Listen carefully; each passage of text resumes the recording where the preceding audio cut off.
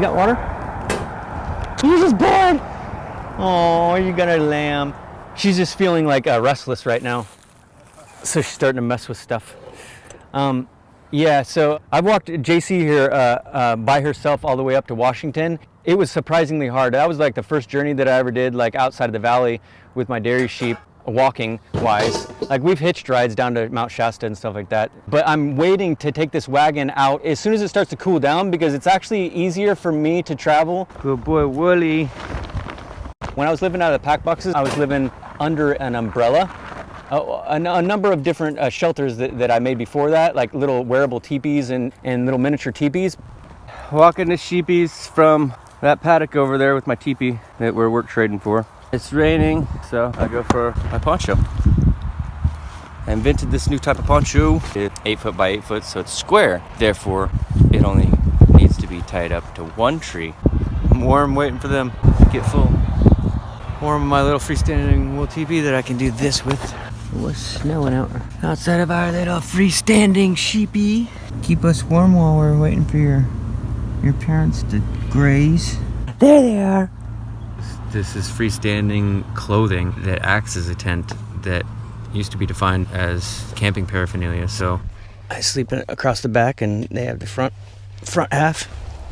This is a really gray area that really would empower homeless people to be warm, dry, and safe wherever, is public.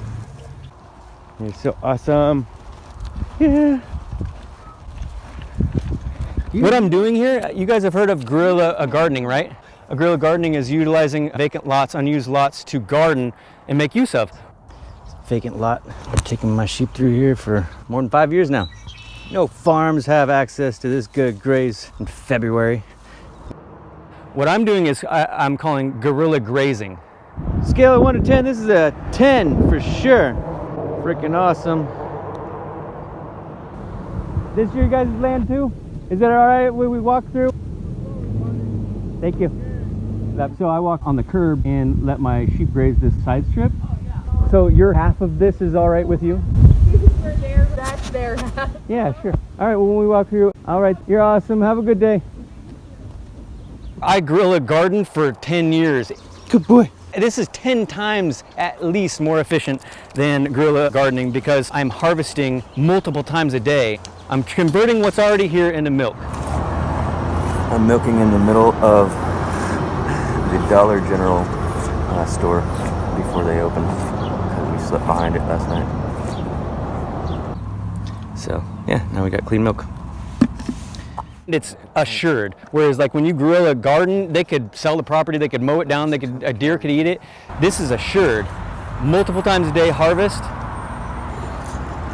Every morning I shake the night before's milk into butter. This is the butter I got. Big hard block of butter from just 2 days of milking them. And I always have milk. All I need is a half gallon of milk a day, and that's 2,100 calories. So for at least 6.5 years, I've gotten at least 50% of my diet from my sheep milk. And you don't need refrigeration? I actually have kefir grains in my main bottle. I have kefir grains, and so I don't need to refrigerate them, but this is my cooler. This is my Evaporative Cooler cheese cave, and it keeps everything down to 55, 60 degrees. So this holds my sheep pregnancy tests that have to be kept down to like the 55 degrees. It's actually a perfect cheese cave. Yeah, because you have butter here that's not melting. No, like, have you heard of an evaporative cooler? I have for like a swamp cooler for a house. It's the same principle as when we sweat and it evaporates off. It pulls heat off of our body. I just take this, and it has an adjustment so that it makes it more of a spray. Just water? Yeah, and so I just do this twice, maybe 3 times a day if it's 100 degrees or more. Yeah. I just do this. So what's the material? It's wool. You know how they say that wool is very breathable, but yet insulative? It's 3 layers of wool. I made each, this is 2 layers, this is 2 layers, this is 2 layers, but then I have this 3rd layer around the bottom. So this is the perfect swamp cooler material. This is my bed. Well, that you can just imagine that my head goes all the way. I'm actually laying like a foot down further. But yeah, I can totally stretch out because this is 6 foot and I'm only 5.5 foot, so I can totally stretch out But I keep my backpack right here so that I can use it as like a chair, because my grain grinder is mounted, and it's really comfortable like this. But you sit and read. Looks like you have a book here. yeah, this book right, isn't. Yeah, I'm really disappointed in this book. You have a lot of felted pieces there too as well. What are those? So all the pieces that I have left over after making clothes. This is actually 7 years old. I made this with her mom. My second dairy sheep I ever had, and I've worn this every single winter. And this has lasted 4 years. Great. So you have your sleeping bag or something in there as well? My sleeping bag is in the back, and then my winter clothes are in behind that. A lot of this is my curtains from last winter. A piece for my curtain. So insulation. Yeah, it's really, really nice. It's breathable, but because it gets cold here. How do you fare in the wintertime? I have a stove, a mailbox stove that I'm able to have a fire. Now it's gonna start being winter. This is a really cool little stove. It's got a secondary combustion line of holes at the top right before the flames exit. So any smoke that's coming out gets burned a second time, so it's really efficient. There's like hardly any smoke at all coming off of this.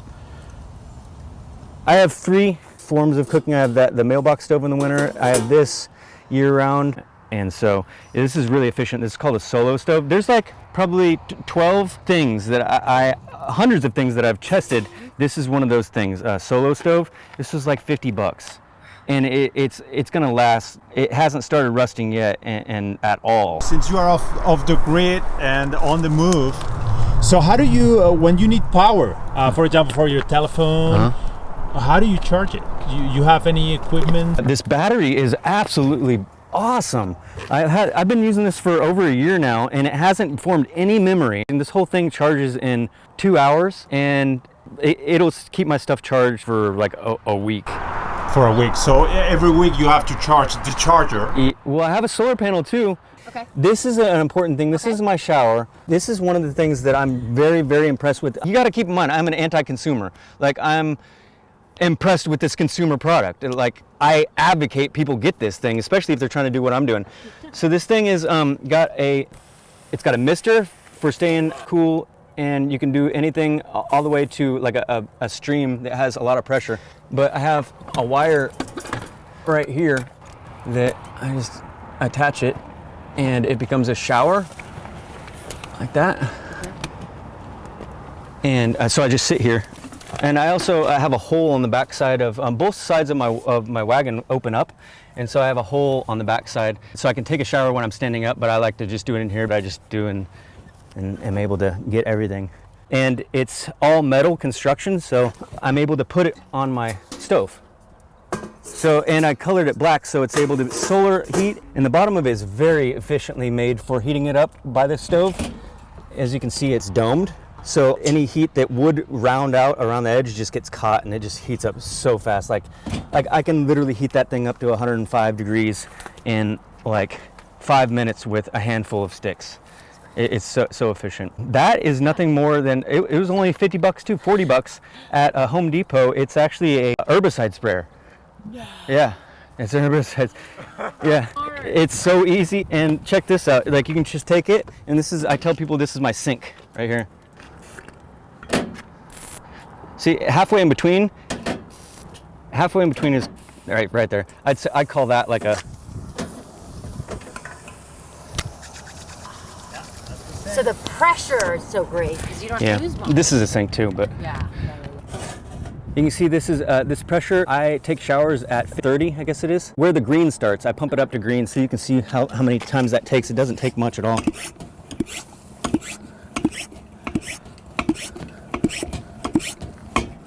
So only human power. Yep. That's my shower pressure right there. And you don't need any power to do that. No, and that thing has lasted me. I've used it every single day for over a year. The only thing that I thought was going to go wrong with that is seals, like rubber seals. It hasn't happened, and I've completely deformed the top of it and crunched it down because I use it as a tire jack. Before I got really good tires, I was having flat tires like constantly. And so I use that, I pick up my wagon and shove that underneath as a jack, and it squished this down. I put that thing through hell and using it every single day, and it still works just as good as it did the day I got it. It's multi-purpose, so it's a sink, it's a shower, you palm your wheels with it. and it was designed for another purpose. Yeah, it was designed for spraying weeds. I spray my sheep down with it in the summertime with the mister and myself to keep them cool. Wow, look at that. It's awesome. This is my milk bottle for when I have enough milk to do this. She is due like literally any second. I was thinking that'd be really cool if she was lambing while you're here, but yeah, she is literally like, she's bagging up. Oh, she's rubbing her head. Did you see when she was rubbing her head over there? That means she's starting to go into labor. Like she's starting to have difficulties. She's got, and this is our poop cups. So you do that why? To catch just well, I was selling their poop for a while just to show people that you can do that. You're a subsistence dairy shepherd, so we'll work for local herbs, veggies, eggs, meat, etc. You have a barter system. Yeah, I have a full scythe business that I wasn't able to work on there. I call it eco lambscaping and scythe service. Lambscaping instead of landscaping. Cutting down the poison hemlock. Most of the stuff that I'm doing, I do just to show people that you can do it. A scythe is the best tool for managing poison hemlock. Like, I don't need to make money. I don't really want to make money. I want to stay as mentally free as possible to do new things. Getting paid to scythe this, 30 bucks. It's a double service because it's not only an end for me to be able to serve my small farmer community. I can hack all this sweet pea down in a minute or two and then take the hay rake and rake it up and throw it in the back of the wagon and then bring it to one of the places that I stay. And that's better hay than anything that you can buy. And I'm also starting to hand harvested hay is another. So I'm trying to I have I don't even know at this point how many different things that I have made money off and I can make money off of that other people could. It's very easy. I mean, for anyone to do this. By the way, I'm a prepper. But I'm not like a normal prepper, as in I call it selfish prepping. I'm a community prepper. Like, I'm not so interested in trying to survive in a post-apocalyptic situation if everyone around me is suffering. So I'm trying to bring up the community so that they can all thrive. I designed this wagon with my genius friend Mike Madden. If you took plans that we have, you can have any welder put together this wagon for $1,000.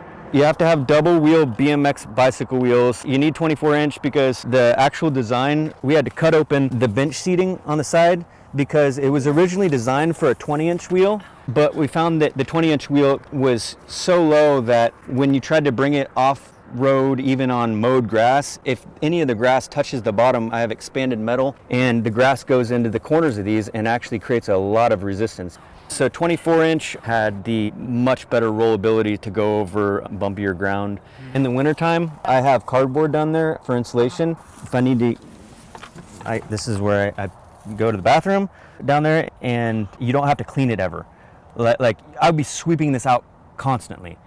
Like, see, this is from me putting my feet up while I was waiting for you guys, and I can just brush this off, and when it just naturally falls down there, that would mean me having to sweep this out, constantly.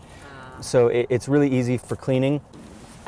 Have you seen the new forms of solar ovens called solar evacuated tubes? They're very, very impressive, and they're something that'll last you your entire life. This is one of the brands called GoSun, and these are called solar evacuated tubes. This is a rather new technology that I'm really trying to promote and get out to people. Like, I'm really promoting it to the homeless because we're having a really hard time with homeless setting fires accidentally and intentionally, the mentally disabled ones. This is a solar oven that uses these rather unorthodox trays, but they're very, very efficient, like super efficient. So efficient that I bake bread in the wintertime. It could afford to be a little bit thicker than this. This is on the thinnest side that it should be. My banana bread is done. That is so amazing. How does it work then? So where do you put the food? Okay, so this is genius. It's combining a thermos, which has a vacuum seal in between two layers. And so it's combining a thermos with a greenhouse. It's genius. So the only place that heat can get out is through this rubber cap in this hole. You put the food inside, like in small pieces. Yeah. Flavor is escaping. Oh my goodness. Potatoes, wild parsley, wild garlic, bulbs, and 3 different types of my sheep's very aged cheese. I'm making some wild carrot flour, sheep's oil, and lavender.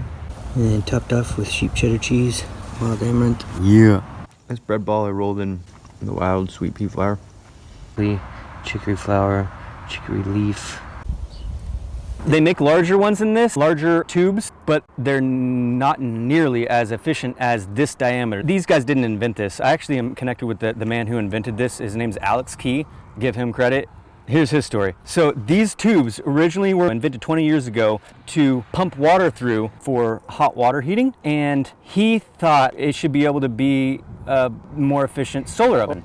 Oh my God, I overcooked it. Holy cow, that's all butter.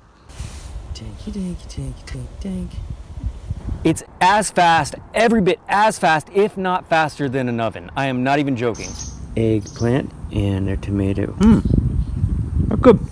It's something that like really needs to get out to the world because it's freaking awesome. You can also turn it sideways and you can cook soup in it.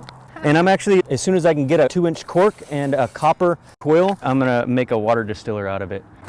And so this is one of the things one of the consumer items that I promote. Being an anti-consumer is saying a lot again. This, I'm really in love with this for grinding my herbs. I originally got this when I was living out of pack boxes because I didn't have the capacity to have a full-size grain grinder.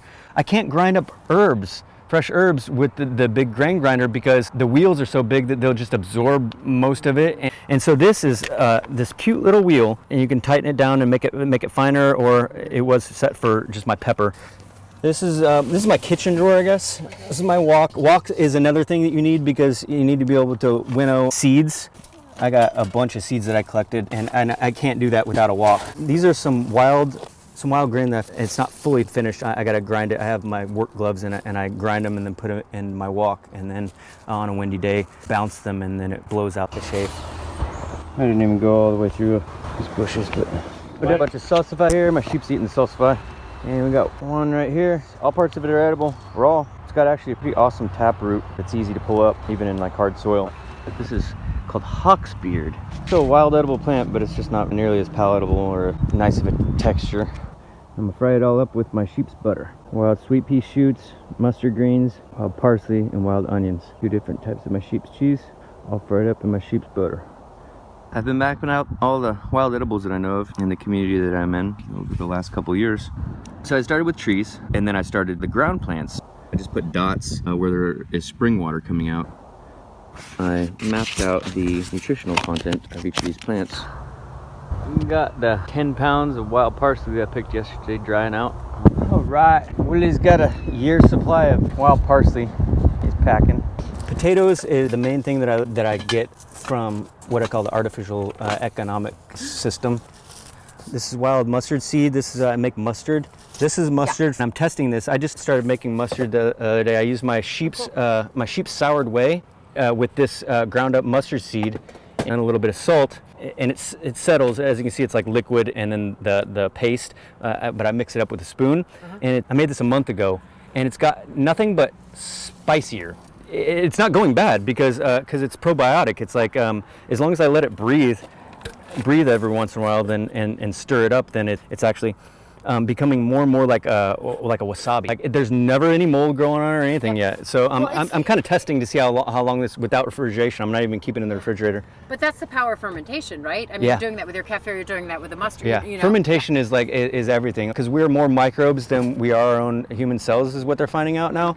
And so it's important to restock your body with healthy microbes. This is wild parsley from outside Ashland that I collected last summer. It's one of the herbs. A lot of herbs will lose a lot of their flavor within like the first 6 months of having them, especially unrefrigerated out in this weather. But this, I am surprised. It is the longest lasting herb. Rosemary doesn't even keep that long. Like I got rosemary and I got to collect that like every couple months.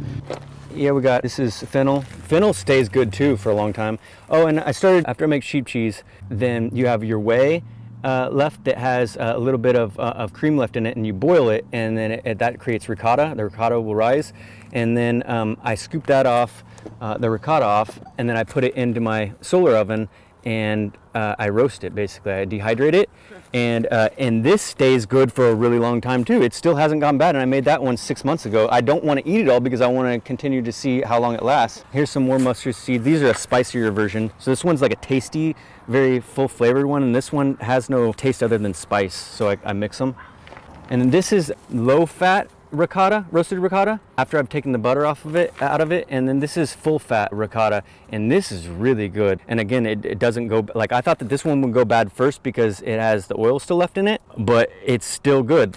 So yeah, ricotta, you can take your whey and you can save your whey, and you can also reduce it down to like a syrup. So I have like a syrup that I squirt over salads, and then I got like reduced balsamic vinegar. So you can do a lot of things with whey and with the milk. Like besides all the varying cheese that you can make, the whey leftovers, you can also make a spectrum of a dozen different products. This is my big cheese press. It's all in one. I advocate this. This is $50 maybe. It's called a Mad Millie cheese press, all-in-one cheese press. It takes up no weight, takes up no space. This is my other cheese press slash kefir. This is gonna be like a white rind brie. I got wild parsley in it. That's what the green is. But this is such a fine screened sieve that I can pour kefir into it that's thickened, and it will leach the whey out and become kefir cream cheese. So these are just coffee filters. Yeah. And it takes you how long to make cheese? When I pour kefir in here after it's already thickened, it just keeps getting better and better. So like, yeah, without refrigeration, you pour kefir in there, and after a week and a half, it's gotten nothing but better. And then past a week and a half, it turns into brie, basically. Let me show you both sides. So both sides open up for through ventilation in the summer. I wanted this to be like really comfortable, because everyone that's making these small shelters, they don't make them open up at all. They crawl in just the back, and then they're trying to figure out some kind of ventilation. It's like, dude, just make the sides open up, and then you got full ventilation. And so I have this layer right here because in the wintertime it rains more, and so I want this side to be a little bit lower. This opens up higher, but I have a lower setting on this side. I don't have a lower setting on that side. It's usually windier in the wintertime, and so I leave that side down, and I just use this entrance and exit. And then this is for my sheep's side. And I also have fabric that I sew it in, and it's actually a room. This is my way of being able to open this up, but still retain my heat from my mailbox stove. So, and then when I want to take a shower inside, I am able to take this and throw it over the back so it doesn't get my stuff wet, like that. And then I hang my poncho from that carabiner so that it protects all that stuff. That's how I keep everything dry while I take a shower. And this is how I keep everything warm inside in the wintertime when I want to give my sheep their room, their little tent. I guess it's like a tent. But normally you're moving every few days, or how does it work? If it was up to them, they would be moved constantly. And if I don't move them, like if I stayed on this property for 72 hours, the milk production would drop because their interest would drop. And the whole design of this is so that I can walk them around continually, ideally, and absolutely maximize their milk production for survival, not just survival. And this roofing has lasted a year and a half, opening it thousands and thousands of times. It's the pack boxes that I made out of this. I used them for a year and a half before I had to make a new pair, and that was with like 50 pounds like hanging. It's plastic cardboard. They call it chloroplast or corrugated plastic. You guys want to go graze somewhere else? Huh? Want to go graze somewhere else? Two biggest problems right now is our small farmers being put out of business so that we don't have enough local food security. Problem number two is we have an exponentially growing homelessness problem. And so what I'm seeing is that those two problems can actually work together to become their own solutions. And how much the Rams love to pull this. They love the job because the homeless don't have apparently a purpose in life, and they're being convinced to give up hope. Whereas if they knew that they are the perfect candidates for being farmhands, the free farmhands. Let's go. Here's the thing, all the small struggling farmers need affordable labor help, and the one thing that they can trade instead of having to pay for that labor is living space. And so living in a tent, at the very least, if you're homeless on a farm's land, is a great deal. Not only for the homeless, but also for the farmer. Oh, this is another thing. You have to have these types of stakes in order to do what I'm doing. There's no other way you could do what I'm doing. These leashes are also, like extendable leashes are another part of that dozen things. Okay. If we can figure out how to, at first, just promote the idea that homeless can do that, then it'll start that ball rolling. It's been a huge help for me because like I've been a homeless by choice so that I could have more mind space to receive these things for like 12 years now. You have to have poop cups because otherwise the communities will hate you because you'll have poop all over their sidewalks. Bye. Yay. Thank you for your patience, kids. You guys are awesome. So do you get tired of this lifestyle? I mean, it's probably... No, it's going to be so, and it's going to be so much better once either the economy starts to become unstable enough perceivably to everyone else to get in the same mind frame that I have been in for 10 years that got me involved with this. Once people start to do this, and it's already started to happen. The most basic thing that we've been conditioned with is the socioeconomic ladder. And so I'm obviously, you know, like perceivably homeless. Sometimes the girls help pull. Anything that's coming from above us is to be respected more. Thank you. And anything that's coming from below us is to be less respected.